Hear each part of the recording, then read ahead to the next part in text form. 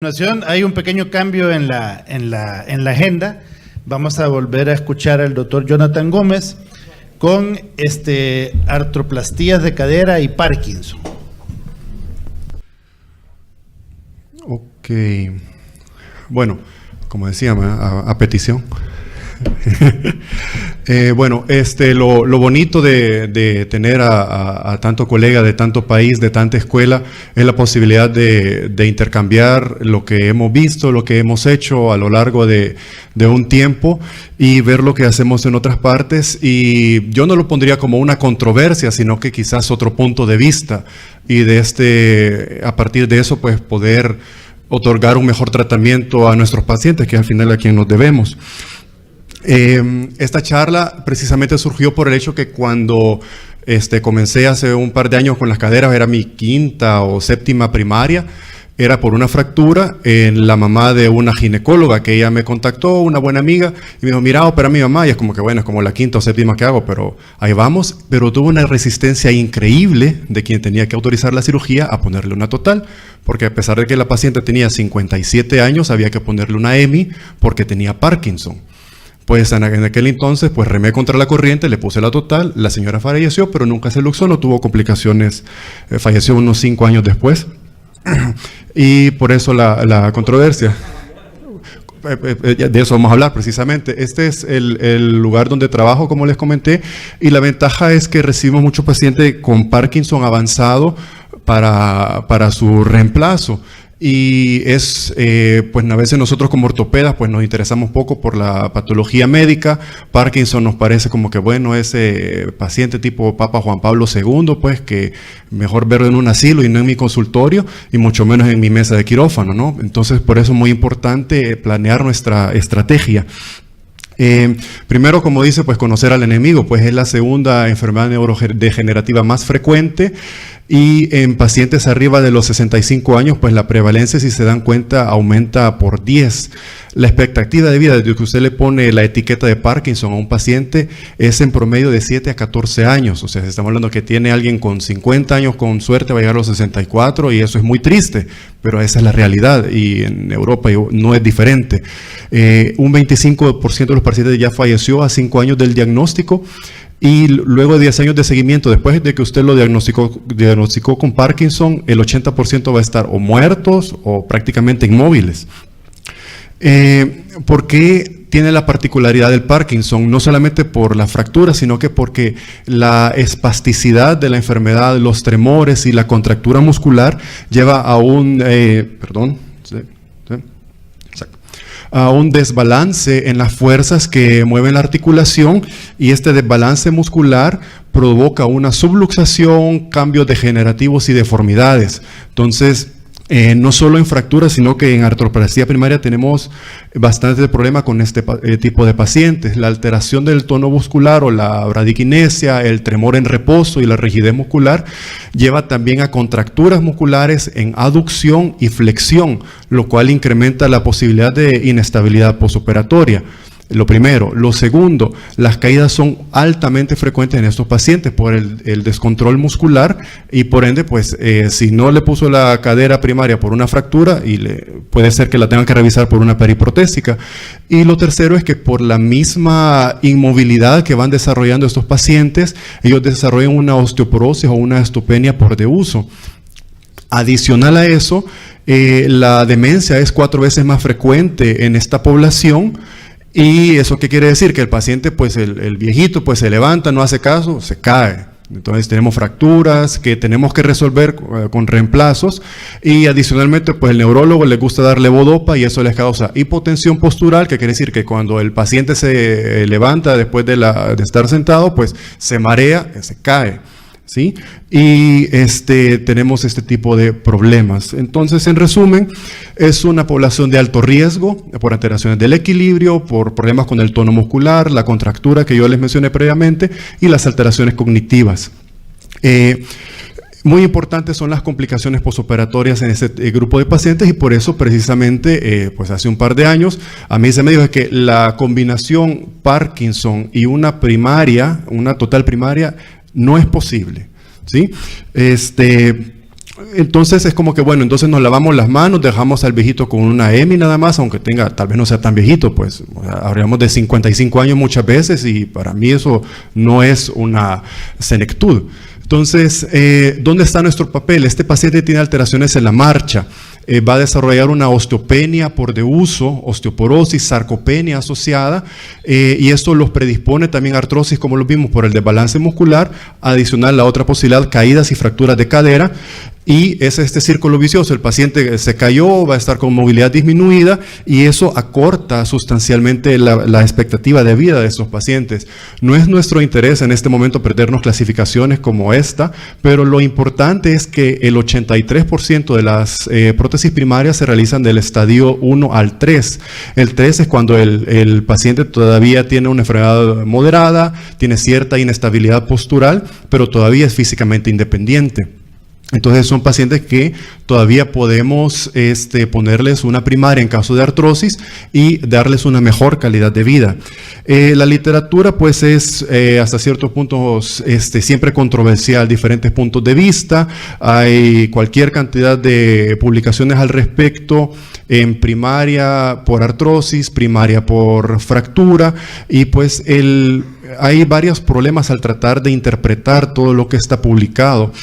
Hay ciertos puntos en común, que definitivamente hay mejoría en el dolor, se mejora la movilidad, pero que definitivamente las complicaciones son más frecuentes, hasta 30% en artroplastía primaria.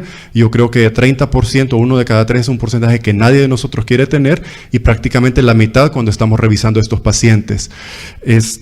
Las infecciones también es muy importante, que hay un alto porcentaje de infección postoperatoria en Parkinson, y definitivamente menor sobrevida del implante. Hay un alto porcentaje de inestabilidad, 6%, perdón, a un año, y se incrementa definitivamente en caso de fractura, y aquí es donde comenzamos a tener otro punto de vista. Definitivamente la inestabilidad sí está asociada con abordaje posterolateral.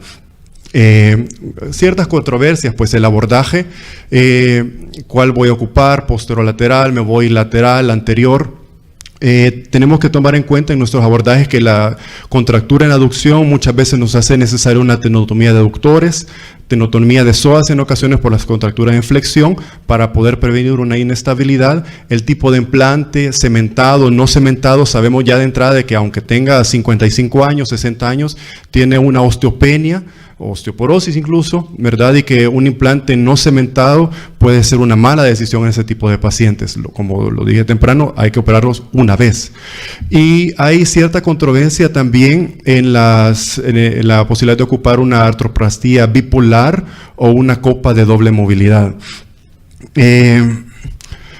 La bipolar, la ventaja es que tiene un menor tiempo operatorio y menor sangrado, pero sabemos de que si el paciente sobrevive la cirugía 5 o 10 años, vamos a tener una revisión muy difícil en caso de que sea necesario.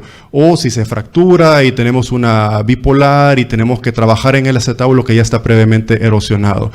Otra controversia, y esto todavía hay diferentes escuelas, es el uso de la copa de doble movilidad de forma primaria en Parkinson, ya sea por fractura o por inestabilidad.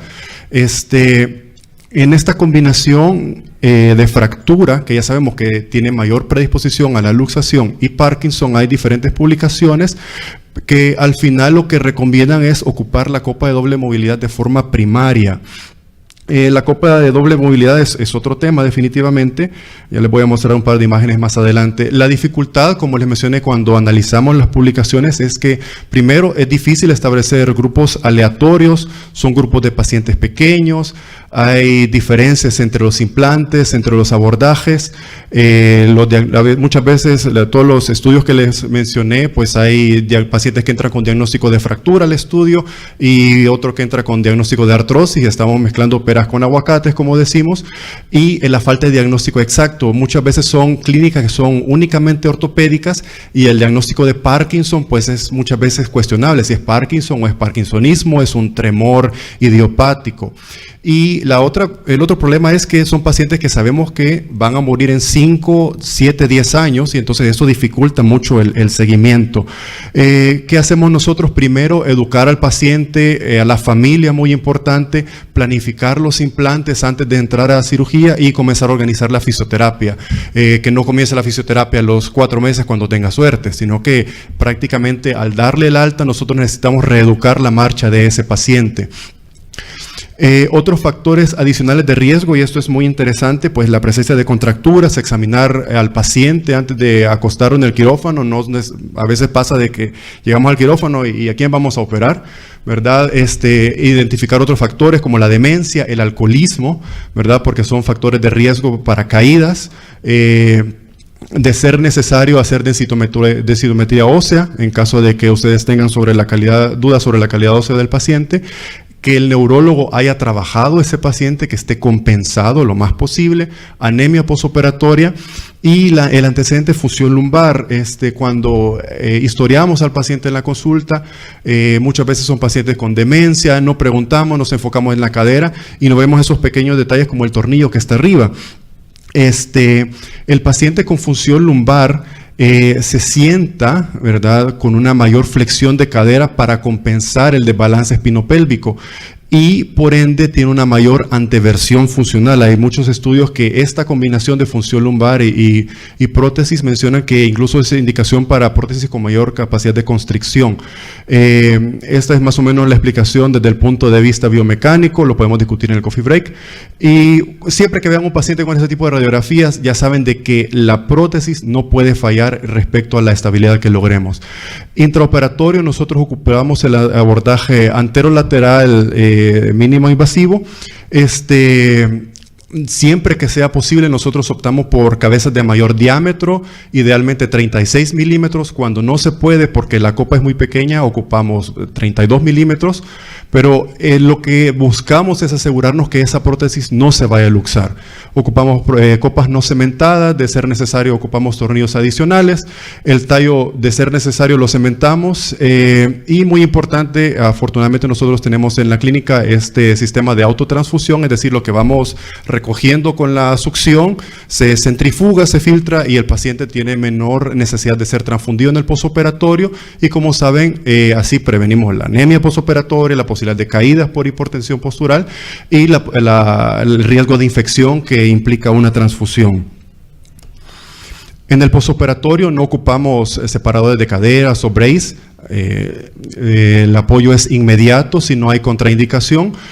Si hay una anemia posoperatoria, pues hay que tratarla con hierro endovenoso o empacados. La analgesia es muy importante para que el paciente pueda ser movilizado de forma temprana y tener un neurólogo a la mano por si hay descompensación. No pensemos que la copa de doble movilidad es la última, sí, bien, o sea, nos ayuda mucho en casos de inestabilidad, pero también hay que saberla poner y saber interpretar las radiografías. Si ven la radiografía del centro, este paciente llegó con una luxación y trataron de hacer una luxación cerrada y bueno, todo está bien, pero si ven un poquito más, ven esta zona aquí arriba, que está encerrada en el circulito, y lo que pasa es que la cabeza pequeña está en la copa, pero el plástico anda por ahí arriba. Entonces, el problema de las de doble movilidad es que muchas veces cuando se luxan hay que ir a quirófano y eso no es nada agradable con ese tipo de pacientes. Importante poder elegir el caso, pero no siempre podemos elegir. Esta fue una señora de 61 años, pediatra jubilada y el esposo es ortopeda. Nadie quiere tener eso. En un estadio 5 de Parkinson, de la clasificación que vimos, un temblor generalizado sin pausa. Para ponerlo en términos ortopédicos, diagnosticado en 2011, con múltiples complicaciones médicas, alimentación enteral por sonda de gastrostomía, fusión lumbar, cirugía cervical, etcétera, etcétera. Y el problema es que la ingresaron en un hospital periférico por fiebre y sepsis, y pues dijeron, bueno, tiene una prótesis de cadera, llamemos al ortopeda, pues si le punchamos y tiene un líquido séptico. Un líquido purulento y la paciente evoluciona a sepsis. Entonces, al final hubo que quitar esa prótesis, lavarla, revisarla y bueno, después tenemos el problema de que hay que reimplantarla, ¿verdad? Con ese tipo de defecto óseo. La reimplantamos con una copa, esta le llamamos, es una de metal trabecular, y lo que es ortopédico fue muy bien, pero la señora desarrolla un delirio postoperatorio, se descompensa su Parkinson y pasa lo que tiene que pasar. Y bueno, la reducimos abierto, la tenemos que, la terminamos volviendo a infectar, la tenemos que volver a operar y terminamos con una copa de doble movilidad y un reemplazo de fémur proximal que se vuelve a luxar. Son pacientes que definitivamente son dolores de cabeza, termina con brace en estos casos, ¿verdad? Y al final pues ya no se volvió a luxar, ya no ha regresado, pero dan cuenta una pequeña alza y un calvario definitivamente. No sé si tienen algunas preguntas. Me preguntaron por el congreso, es en Berlín, pero no en Usulután. No sé si tiene... Hasta acá llego. Gracias.